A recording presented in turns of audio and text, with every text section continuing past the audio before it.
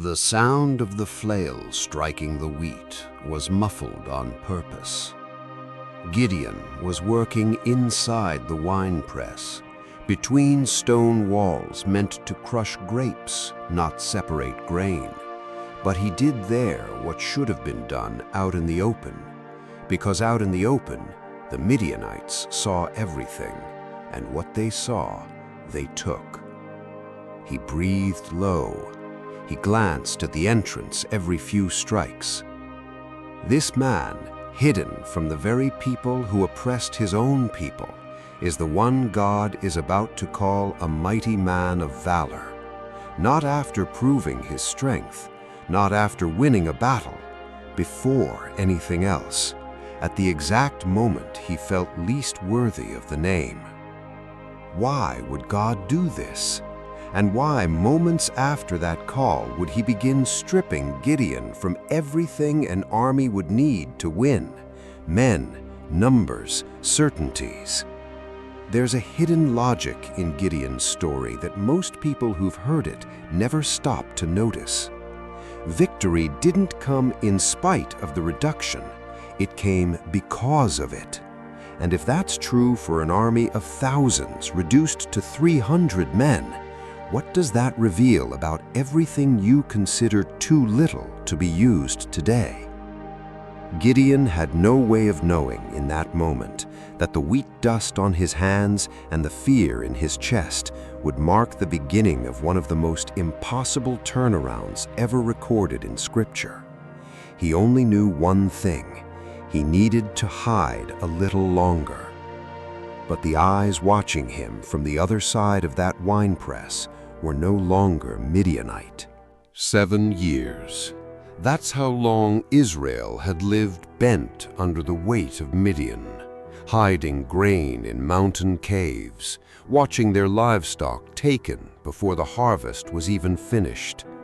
7 years of famine planted by foreign hands, 7 years in which sowing no longer meant reaping. Every spring, when the land finally yielded its fruit, the Midianites came down from the hills with their camels and their tents, like a cloud covering the fields of Israel all at once. They arrived without warning and left nothing behind. What fathers had planted with their own hands, sons watched carried off by strangers before sunset. Gideon knew that hunger up close.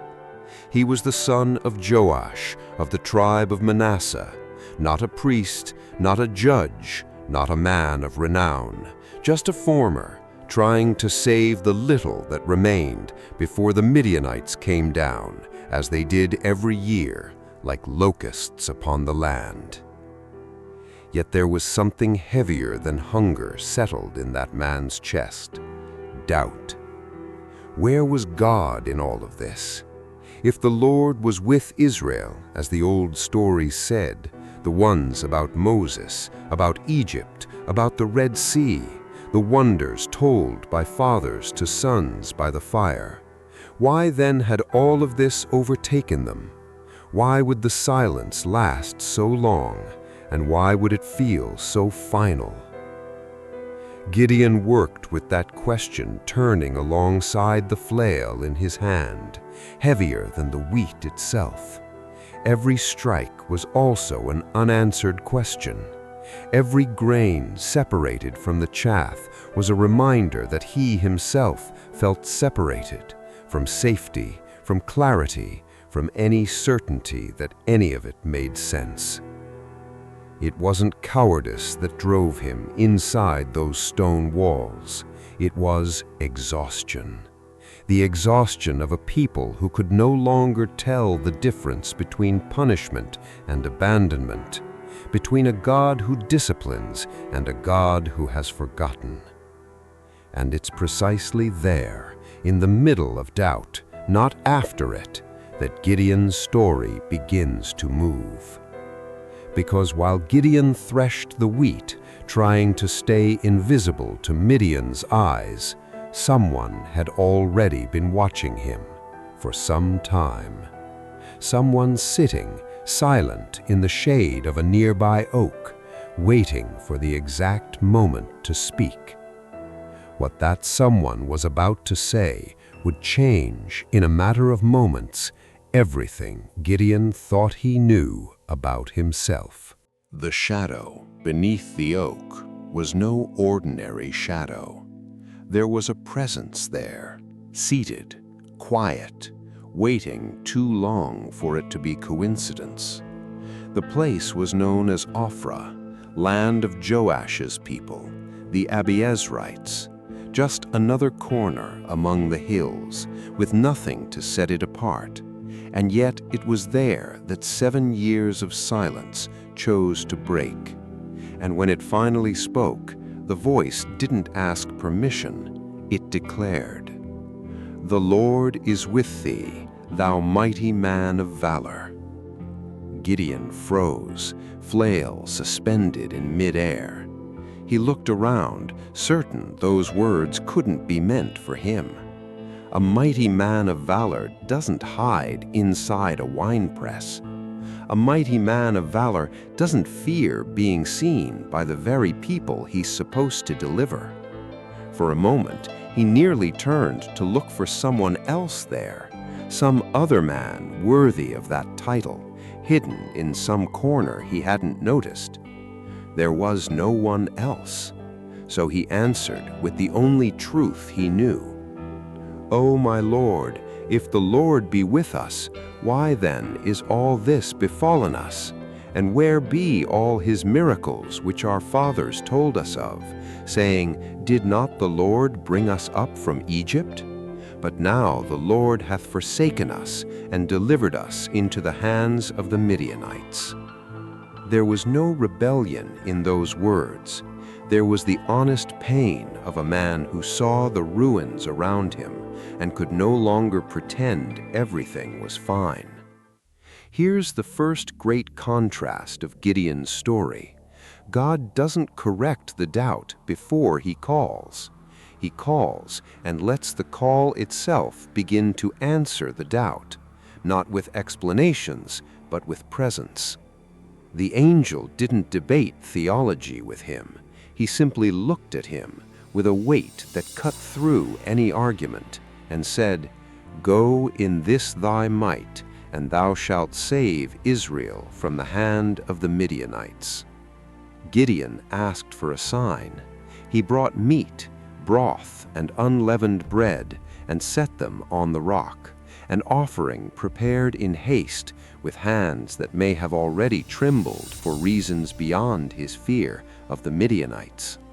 The staff touched the meat and the bread, and fire rose up out of the rock itself, consuming everything in an instant right before his eyes. That's when Gideon understood. This was no traveler passing through. This was the same Lord he had doubted just minutes before. And the fear he felt in that realization was greater than any fear he'd ever felt of the Midianites. Right there, he built an altar to the Lord and called it, "The Lord is Peace," as though trying to carve into stone the certainty that he would survive that encounter. But what the Lord was about to ask of that same trembling man would be even harder to accept than believing in a calling. Because Gideon's first test of faith wouldn't happen on a battlefield. It would happen inside his own home. That same night, the order came clear and impossible to ignore. God told Gideon to tear down the altar of Baal that belonged to his own father, the altar the whole city had honored for generations, to cut down the grove beside it, to build in its place an altar to the Lord, and on it offer a bullock, using the very wood of the fallen idol as fuel for the sacrifice. Midian was no longer the enemy that night. It was Gideon's own household. It was the city he'd known since childhood, the neighbors who'd watched him grow up, the father he would have to disobey in order to obey God. Gideon had 10 servants. He called them together while it was still night. Why at night and not in broad daylight before everyone? The text doesn't hide the reason. He feared his father's household and the men of the city too much to do it openly. This wasn't cowardice dressed up as strategy. It was a real man with real fear, obeying in spite of the fear, not in the absence of it. That changes everything about what it means to be called a mighty man of valor. Courage in Gideon's story never meant the absence of trembling. It meant acting even while trembling. In the morning, the city awoke to find the altar of Baal in ruins and a new altar standing in its place. The fury was immediate. The men of Ophrah gathered at the door of Joash's house, demanding that his son be handed over to die for the profanation, they said, of what was sacred to them. Joash, the very father whose altar had been destroyed, rose before the crowd with an answer no one expected. "Will ye plead for Baal? Will ye save him? He that will plead for him, let him be put to death whilst it is yet morning. If he be a god, let him plead for himself, because one hath cast down his altar." The argument was simple and devastating at once. If Baal were truly a god, he wouldn't need men to defend him. The crowd, with no answer, backed down. Gideon survived his own family before he ever survived an army. And from that day on, the people began calling him Jerubbaal, let Baal plead against him, a mocking name that would, without anyone realizing it yet, become a title of honor. How often does the first opposition to God's call come not from without, but from within the very walls meant to protect us? Gideon had passed the first test, but the greatest test of all hadn't even begun yet. And it wouldn't be about the courage to tear down an altar, but the courage to trust in ever-shrinking numbers. Word spread fast after that morning at the door of Joash's house. A man had defied Baal and survived. 32,000 men coming from Manasseh, Asher, Zebulun, and Naphtali gathered by the well of Herod, ready to follow Gideon against the camp of Midian, which spread across the valley like a cloud of people and camels beyond number, so many that those who saw them from a distance could only describe them as locusts covering the earth. 32,000 seemed too few against so many enemies. It was in fact the only number that made any sense for an army hoping to survive that valley. And yet it was at exactly that moment that God said to Gideon something no general would ever say before a decisive battle. "The people that are with thee are too many for me to give the Midianites into their hands, lest Israel vaunt themselves against me, saying, Mine own hand hath saved me." Too many. Israel wasn't short on army. It had more than enough, and it was precisely that abundance that needed to be cut down, because if they won that way, Israel would boast that their own hand had saved them, forgetting that it was the Lord who had given them the victory. The next order made the number drop before any battle had even begun. Everyone who was afraid, who trembled at what was coming, had permission to go home, with no shame, no punishment. 22,000 men turned back that very day. Stop for a moment and picture the sound of that. Not the sound of defeat, but the sound of 2/3 of an entire army withdrawing before a single arrow was loosed, before a single trumpet sounded, tents coming down, men gathering their weapons in silence, some perhaps even unable to look at those who stayed. 10,000 remained, a number that minutes earlier would have seemed already too small to face Midian. Now it was all that was left. Gideon watched that retreat from a distance, motionless. He himself knew that fear well. It was the same fear that had made him hide inside a winepress weeks earlier, threshing wheat in secret. Perhaps among those walking away, he recognized something of himself. Perhaps he wondered for a moment what set him apart from the ones leaving. But the valley was still covered with Midianite tents like sand on the seashore, and 10,000 men, however steady, still looked like crowd enough for a victory any general would call fair and reasonable. That's when the voice of the Lord spoke to Gideon again, and what he said next would make even the general doubt that this was still in fact a war that could be won by men. The people are yet too many. 10,000 was still too many. The words echoed inside Gideon like something no trained general would ever accept hearing, as if reducing an army could somehow be the path to winning it. But the order came precise, leaving no room for negotiation. Bring them down unto the water, and I will try them there. Gideon led the 10,000 down to the riverbank. The sun already weighed heavy on them, and the thirst after the march was real. No performance, no artificial test. It was the body asking for water, and each man would answer that call in his own way, not knowing how he drank would decide his place in that war. Most of them knelt down. They bent their whole bodies over the river, plunged their faces into the cold water, and drank with the surrender of men who forget for only a moment that an enemy is waiting somewhere nearby. A small group did it differently.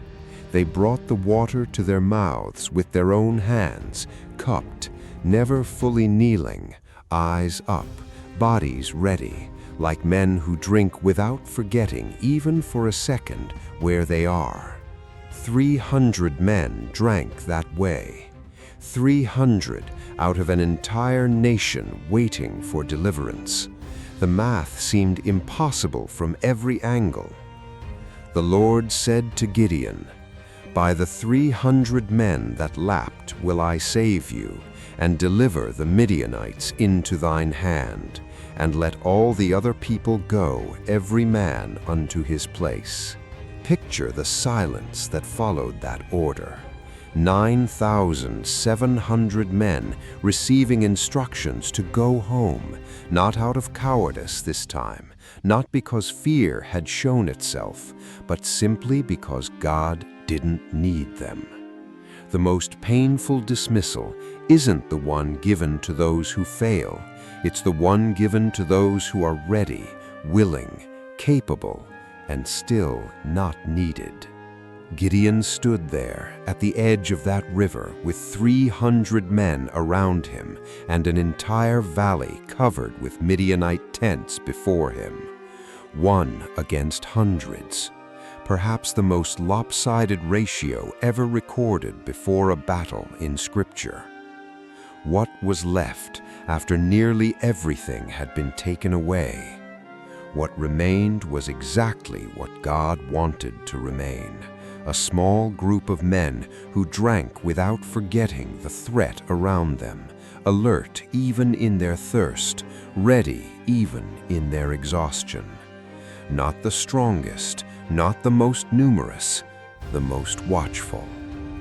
There was something in that choice that went beyond military tactics. A message was being written before Gideon's eyes, letter by letter, reduction by reduction. The victory drawing near would have no possible human explanation. No one hearing the story afterward would be able to credit that outcome to numbers, to strength, to strategy. Only one explanation would remain, and that had been the intention from the beginning.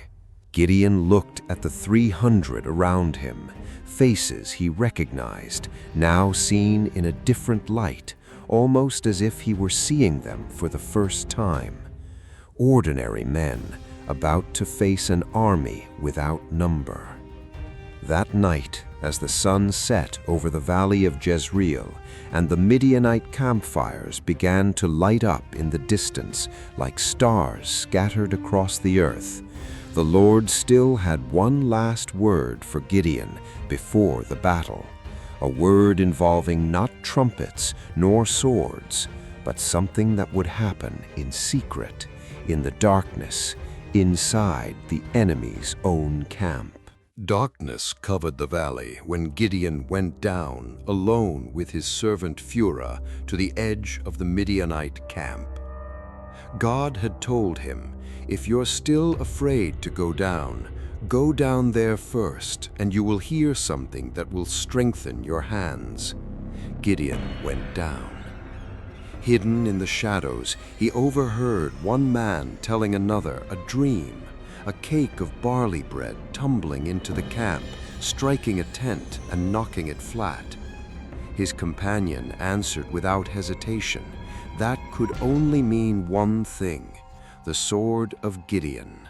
God had delivered the whole camp into his hand. Gideon heard it and worshipped right there in the darkness among enemies who had no idea he was near. He returned to Israel's camp and lost no time.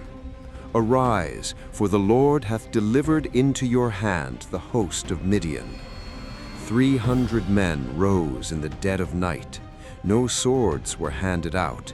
Instead, Gideon divided them into 3 companies and put into each man's hands a trumpet, an empty pitcher, and inside the pitcher a lit torch. An army armed with musical instruments and clay jars. "Look on me and do likewise," Gideon said.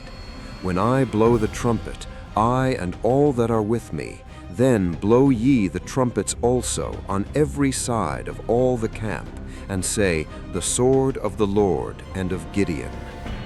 No man there asked how that could possibly work against an army like sand on the seashore. They simply obeyed. They surrounded the camp in silence at the beginning of the middle watch, right when the guards were changing posts, the most vulnerable moment of any military night. Then everything happened at once. Gideon blew the trumpet.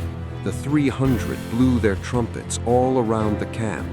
The pitchers shattered in their hands, a sharp, sudden sound multiplied across 300 different points around the enemy camp. The torches, hidden until then inside the clay jars, appeared all at once, surrounding the enemy with light coming from every direction, and the voices rose together, "The sword of the Lord and of Gideon." Picture waking in the middle of the night, surrounded by light and sound coming from every direction, with no way of knowing how many men are out there, no time to count, no time to think. The Midianite camp fell into panic. In the chaos, in the dark, every man saw shadow and light and heard trumpets on every side, and the Lord set every man's sword against his fellow throughout that whole multitude. The 300 never had to fight the entire army hand to hand. All it took was surrounding them, sounding the trumpets, shouting, and watching the enemy destroy itself. The camp fled toward Zerath as far as Beth-shittah to the border of Abel-meholah. Israel, summoned from the neighboring tribes, pursued what remained of that retreat. Victory had come, exactly as God had promised, exactly with the number that seemed impossible to win anything with. But Gideon's story wasn't over yet, and what would happen after the battle would reveal something about the human heart that no military victory can protect against. The pursuit continued beyond the valley of Jezreel. Gideon went after Zebah and Zalmunna, the 2 kings of Midian, until he captured them. The enemy army, once uncountable as sand on the seashore, would never again lift its head against Israel. The war was over, and it was exactly at that moment, not during the battle, but after it, that the quietest test of Gideon's whole story arrived. The men of Israel came to him with an offer any general would have received with pride. "Rule thou over us, both thou and thy son's son also, for thou hast delivered us from the hand of Midian."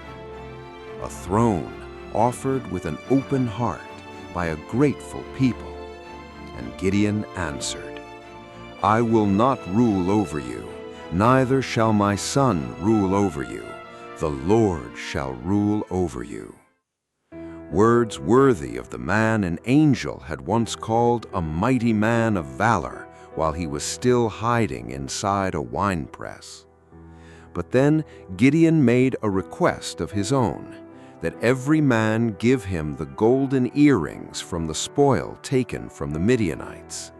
The people willingly spread out a garment and dropped in their golden rings, 1,700 shekels of gold, along with ornaments, purple robes, and chains. With that gold, Gideon made an ephod and set it up in his own city, Ophrah.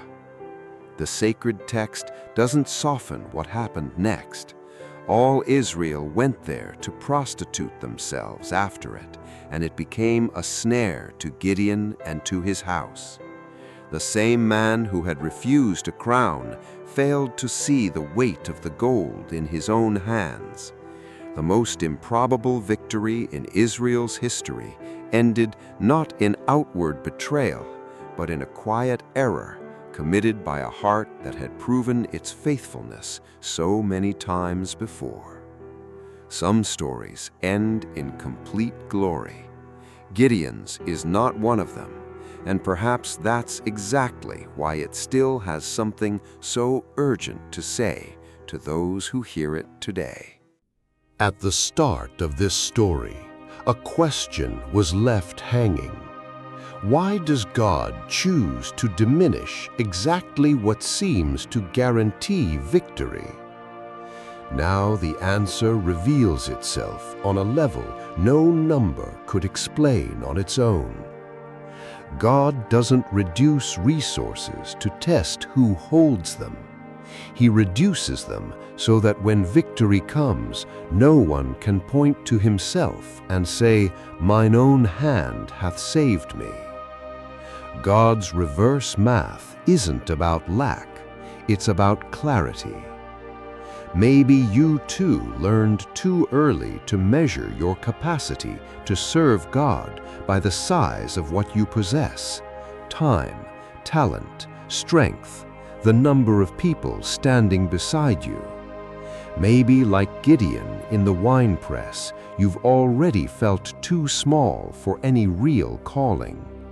And maybe, like Gideon after the battle, you've watched a victory granted by grace quietly turn into an object that took the place meant only for God.